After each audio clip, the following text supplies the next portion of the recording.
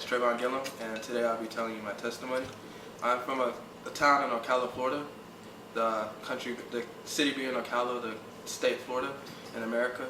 And I started off as being adopted as a kid, and I was adopted into a Seventh-day Adventist family, and there I was taught the basic rules of how to live.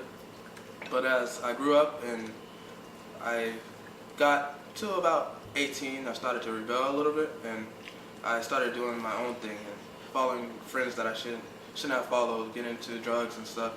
And then while I was doing the drugs, I felt really bad because I knew from my background, that's not how I should live. So then I began to do what I was supposed to. I started reading my Bible to ask God to help me with my addictions, and He was able to free me from my addictions. And I read my Bible, and I worked the job, but other than that, I'll just go stay out the house late at night, and I would do things I wasn't supposed to. And then I read my Bible. I started asking God for help and started actually reading my Bible, because before I was a Seventh-day Adventist, but I didn't really read my Bible.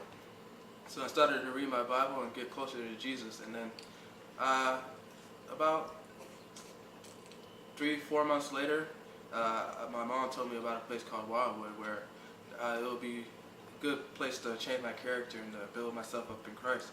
And I told her, yeah, I'll try it. And then that's where I came, because I wanted to be a medical missionary. Like before, I wanted to be a naturopathic doctor actually, but like my mom said, this would be a good place to start off. So that's why I came here, really just to pursue that. But here I also get to strengthen my relationship with God, meet new people, and be built up in like Christ and stuff.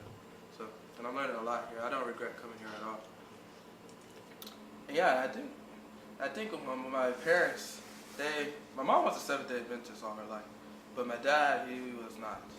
But he got converted, and then they got married, and they had my sisters, and they adopted me and my brother. We were twins, and we got raised in that. And then as the time went on, their Christian walk grew, and as it grew, we got closer and closer to Jesus, finding out more how we should live and what we should do, the health message, and all of that.